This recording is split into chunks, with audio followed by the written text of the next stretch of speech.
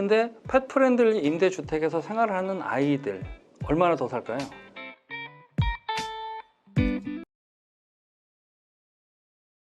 그냥 단순히 죽는다라는 그런 의미는 아니고요. 정확하게 펫 부동산을 통해서 현금 흐름을 만드는데 도움이 되는 무료 책자를 나눠드리고 있습니다. 네이버 카페 반려견주택연구소에 오셔서 신청하시면 됩니다.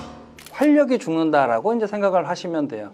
그 아이가 갑자기 죽을 수는 없는 일이고, 실내에서 생활하다 보면은 아이들이 제한적인 공간에서 있다 보니까 신체적으로나 정신적으로 이제 두 가지 측면에서 볼 수는 있어요. 밖에 물론 산책을 나가거나 운동을 나가서 그 건강을 돌볼 수 있는 기회를 갖기도 하긴 하지만 그 시간을 제외한 대부분의 시간을 실내에서 생활하게 되잖아요. 그러다 보니까는 뭐 하루 종일 뛰어다니는 아이들하고 비교했을 때는 아무래도 차이가 나타날 수밖에 없을 거고, 환경 풍부화라고 하는 용어로 대변할 수 있는 그런 것들인데, 이 부분이 잘 실내에 구현이 돼 있으면 아이들이 정서적으로도 굉장히 좋을 수가 있거든요. 그런데 이제 그런 부분들이 많이 부족하죠, 아무래도. 그러다 보니까는 이제 무슨 뭐 TV를 켜놓고 나간다든지 또는 라디오를 켜놓고 나간다든지 이런 분들이 계시잖아요.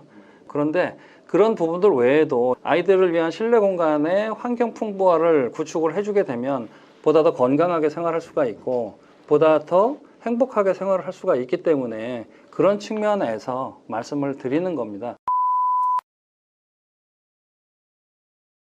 뭐 늘어난다고 한다는 측면은 사실은 환경을 잘 만들어주게 되면 아이들이 조금은 더 활력 있게 생활을 할 수가 있다 보니까 그런 측면에서 도움이 된다, 이렇게 볼 수가 있어요. 물론 실내 환경뿐만 아니라 아이들하고 같이 생활하면서 이 아이들이 조금은 더 건강하게 생활하게끔 만들어주는 거, 이게 펫 주택에서 가지는 굉장히 큰 의미이거든요. 일반 주택하고 다를 수밖에 없고요. 미국 같은 경우에도 아파트가 아니라 개인 주택이나 단독 주택 형태로 생활하시면서 거기서 키우는 분들이 많잖아요. 그러다 보니까는 이제 거기에서 이 아이들이 실내외를 오가면서 생활하는 경우들이 많고요. 그리고 또 이제 임대주택들이 굉장히 잘 되어 있습니다. 펫 프렌들리 임대주택이, 모든 임대주택 중에 한 50% 이상이 펫 프렌들리이기 때문에, 물론 거기에는 각각의 어떤 규정이나 기준이 다 다르게 적용이 되긴 합니다만은, 어찌됐든 그렇게 생활할 수 있는 임대주택들이 많이 준비가 돼 있다 보니까 반려동물들에 대한 수용성도 굉장히 좋아요. 그래서 이제 그 아이들이 그런 환경에서 생활을 하다 보니까 조금 더 건강하게 생활할 수가 있고 아이들에게도 도움이 되는 거예요. 일본의 사례를 보게 되면 이게 좀 더 극명하게 나타나거든요. 일본 같은 경우는 아무래도 이제 공간 자체가 작잖아요. 그 안에서 생활하는 반려견이나 반려묘 입장에서는 사실 뭐 우리랑 비슷하죠. 펫 주택에서 생활하는 아이들만을 대상으로 해서 통계를 낸 게 있어요.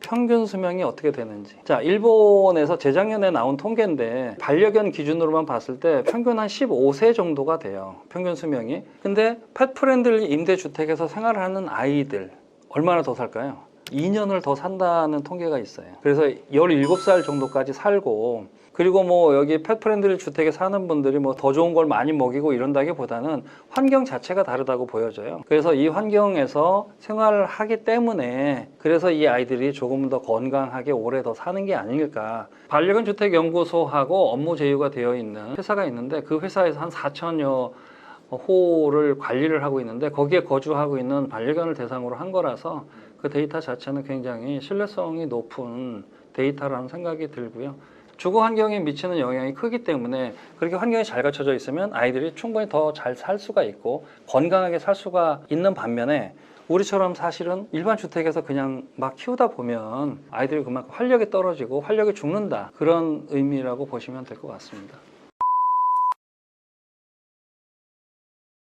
반려동물하고 함께 들어와서 생활을 할 수 있는 임대주택을 펫 프렌들리 임대주택이라고 얘기를 하고 있고요. 앞서 설명드린 것처럼 여기도 이제 기준은 각각 있습니다. 어떤 모든 동물을 키울 수 있는 것도 아니고 대부분의 경우 이제 고양이나 개를 키울 수가 있는 그런 펫 프렌들리 임대주택인데, 강아지든 고양이든, 그리고 또 어떤 경우에는 뭐 몸무게 제한을 한다든가 이런 식으로 해서 각각의 상황에 맞게끔 반려동물을 받아들이는 그러한 형태의 임대주택인데, 전체 임대주택 시장에서 펫 프렌들리 주택이 53% 정도가 돼요. 미국이든 일본이든 같은 상황인 거죠. 저는 굉장히 아쉬운 부분 중에 하나가 그거예요. 사실 우리나라가 굉장히 선진국이라고 이야기할 수 있을 정도로 국력도, 경제력도, 국방력 뭐 이런 것들도 10위 안에 들어가잖아요. 그런데 사실 우리나라가 펫 프렌들리 국가 지수는요 30위가 넘어요.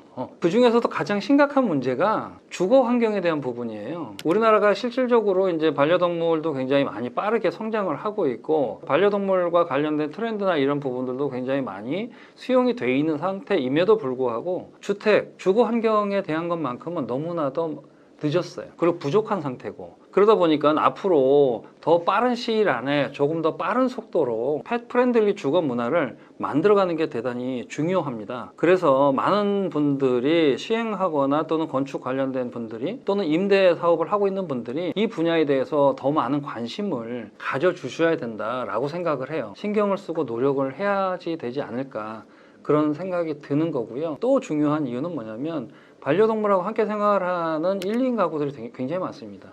그리고 사실 제대로 갖춰지지 않은 환경이나 주택에서 반려동물들을 키우다 보니까 사회 문제가 되고 있어요. 그래서 제대로 못 키우다 보니 또는 소음이 많이 발생을 하다 보니 아이들이 버림을 받거나 성대 수술을 하는 경우도 있어요. 층간소음이라는 이야기는 들어보셨는지 모르겠는데 우리나라는 지금 공동주택 비중이 80% 정도 가까이 되거든요. 근데 거기에다가 주거형 오피스텔까지 합친다면 80%가 넘어가 버려요.